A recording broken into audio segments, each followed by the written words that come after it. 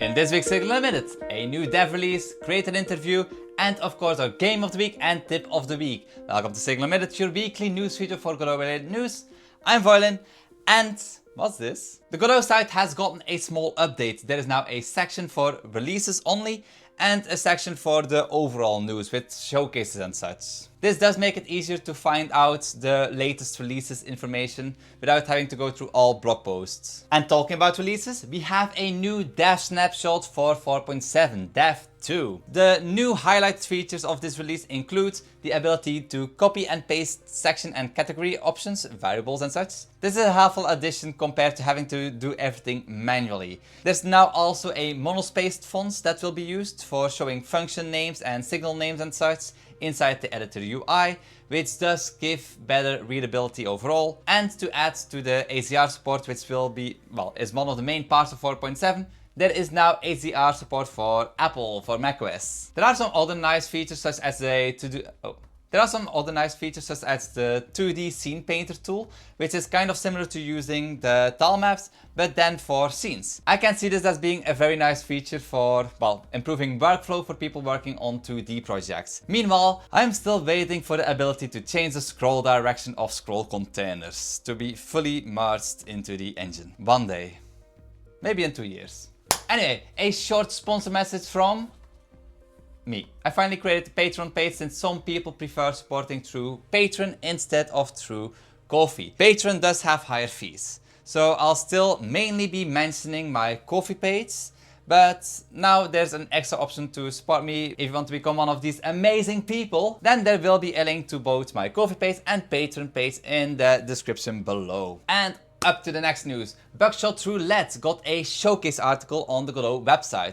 Buckshot Roulette is a 3D game in which you play a Russian roulette game. The creator talks a bit about his personal game development journey and his new game called Split. There will be a link to read the entire article in the description. I won't go over everything right now. It's an interesting read, but there was something which looked even more interesting at the top of the article. The creator actually became a corporate platinum sponsor of the Godot engine. So thanks for the support to the engine that we all use and love. And let's look at something which isn't the easiest to implement in games. Water physics. This Reddit post from Crook shows his water physics he created, which acts like real water, like it actually flows down and disappears on the top and goes down, it flows. Creating anything with water related stuff in games is always kind of difficult and always kind of, yeah, it's difficult overall. But I must say that the creator kind of nailed it quite well. This is part of his game called Tenkemo, which is still a work in progress game, and it will soon have a Kickstarter campaign.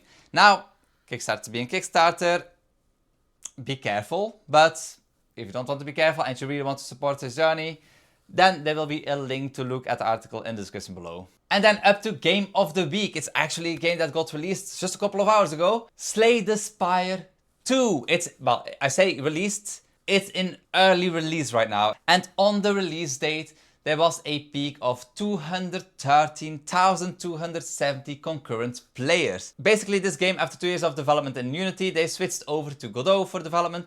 And for the people who don't know what Slay the Spire is, it's a roguelike deck builder game where you climb a tower, the spire, by fighting enemies using cards. The second version of this turn-based game comes with new characters, co-op multiplayer, and more overall content. Check it out with the link in the description below. And it's already time for tip of the week. For this week's tip, I have a useful one. And it kind of can be combined with some of my previous tips, because do you like GG scripts and wish you could use it more in a general way on your system, just like you could with Python, by example?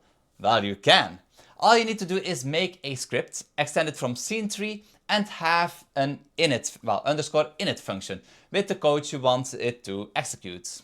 On Linux systems and macOS systems, you can add the comment on top and give the file permissions to be executable. Then you can just double click to run the code. And after creating the script to run the code from the command line, all you have to do is type Godot or the path to the Godot executable, followed by -s and the name of the script. If you only want to print stuff to the command line and you don't want to add, like, have any UI pop up, you should remember to add -- headless, as otherwise it will try to open the project manager. This tip got sent in to me by the YouTube channel Glitch Code.